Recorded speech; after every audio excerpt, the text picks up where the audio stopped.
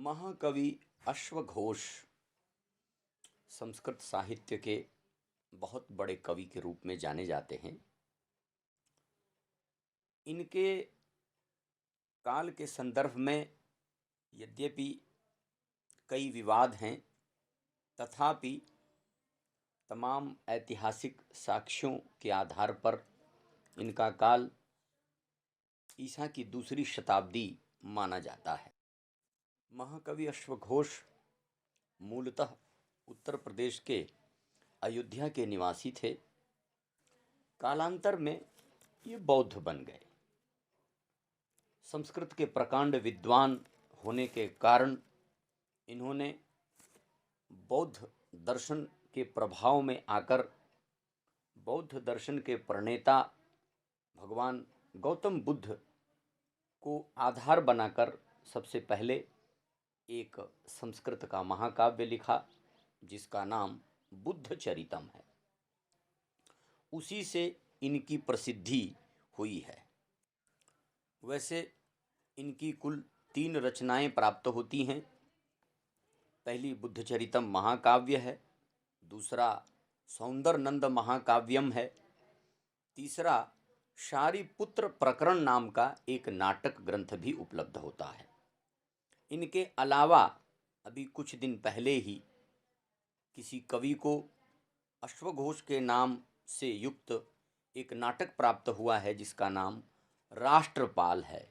तो ये 3 रचनाएं महाकवि अश्वघोष की अभी प्राप्त होती हैं। इन तीनों रचनाओं में बुद्ध चरितम की बात करें तो बुद्ध चरितम भगवान बुद्ध के जीवन पर आश्रित है। इसमें बुद्ध के गर्भ में आने से लेकर बुद्धत्व की प्राप्ति तक की संपूर्ण कथा का विवरण प्राप्त होता है। बुद्ध चरितम 28 सर्गों में लिखा हुआ महाकाव्य है, किंतु दुर्भाग्य से आज अपूर्ण प्राप्त होता है। प्रथम सर्ग से लेकर 14वें सर्ग तक का संपूर्ण विवरण संस्कृत में प्राप्त होता है और उसके बाद के 14 से आगे 28 सर्गों की जो कथा है वह अब संस्कृत में उपलब्ध नहीं होता। हाँ, चीनी भाषा में उसका अनुवाद आज भी मिलता है। 420 ईस्वी में धर्म रक्षा नाम के किसी कवि ने बुद्ध चरितम का चीनी भाषा में अनुवाद किया था। 7वीं और 8वीं शताब्दी में तिब्बती भाषा में भी किसी कवि ने बुद्ध चरितम का अनुवाद किया। आज यह बुद्ध चरितम चीनी और तिब्बती भाषा में मूल रूप से मिलते हैं, किंतु संस्कृत में केवल 2 से लेकर 14 सर्ग तक की कथा मिलती है।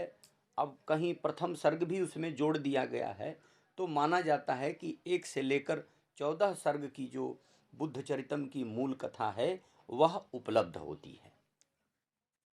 बुद्ध चरितम के प्राप्त 14 सर्गों के अलग अलग नाम भी हैं।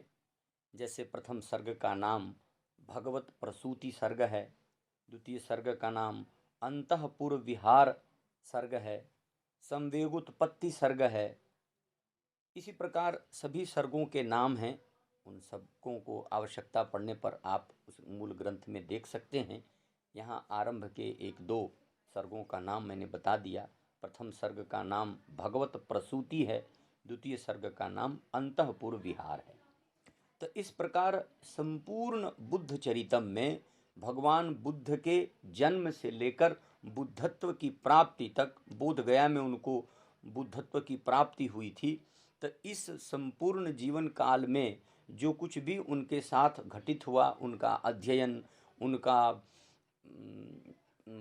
त्याग, उनका गृह त्याग और उनके पास उनका जन्म, उनका बाल्यकाल, उनका अध्ययन, गुरुकुल में जाना और जो कुछ भी उन्होंने सीखा, फिर आत्मबोध होना, वहीं से गृह का त्याग करना, जीवन की संपूर्ण घटनाओं को बहुत विस्तार से, बहुत ललित शैली में अश्वघोष ने बुद्ध के बारे में प्रस्तुत करने का प्रयास किया है। यह ग्रंथ जितना उपलब्ध है बहुत जगह पढ़ाया भी जाता है, तो इस पर भी हमें थोड़ा ध्यान रखना चाहिए। इसी प्रकार महाकवि अश्वघोष का दूसरा महाकाव्य है सौंदरनंद महाकाव्य। यह सर्ग 18 में विभाजित है, अर्थात इसमें कुल 18 सर्ग हैं और इस महाकाव्य के नायक नंद हैं, जो कि तथागत यानी कि भगवान बुद्ध के भाई हैं। नंद बहुत भोग विलासी थे, तो उनको भगवान बुद्ध मिलते हैं और उन्हें प्रेरित करते हैं कि बुद्धत्व की ओर चलो। अंत में आरंभ में तो नंद के संपूर्ण भोग विलासों का वर्णन है, कहते हैं कि नंद बहुत सुंदर था। इसी कारण इस ग्रंथ का नाम अश्वघोष ने सौंदर नंद रखा है। तो अपनी सुंदरता के कारण स्त्रियां उस पर मुग्ध रहती थीं, इस कारण वो बहुत भोग विलासी था। तो उस पूरे उसके भोग विलास का वर्णन करने के बाद नंद का बौद्ध धर्म में प्रवेश किस प्रकार होता है, वो सारी कथा का विवरण अश्वघोष ने इस सौंदर नंद महाकाव्य के 18 सर्गों में विभाजित किया है। तो इसका हमें ध्यान रखना चाहिए कि यह सौंदर नंद महाकाव्य जिसका नायक स्वयं नंद है, यह हमें विशेष ध्यान देने की बात है। तीसरा जो उनका नाटक है शारिपुत्र प्रकरण, इस नाटक में कुल 9 अंक हैं और इसमें शारिपुत्र नाम का जो नायक है वह किस प्रकार बौद्ध धर्म में प्रवेश करता है और किस प्रकार बौद्ध धर्म की दीक्षा स्वीकार करता है, वह सारा प्रसंग नाटक के माध्यम से महाकवि ने यहाँ प्रस्तुत करने का प्रयास किया है। तो अश्वघोष के संदर्भ में यही बातें ध्यान रखने की हैं। इतने से ही परीक्षा में आपका कार्य हो जाएगा। जयतु संस्कृतम जयतु भारतम।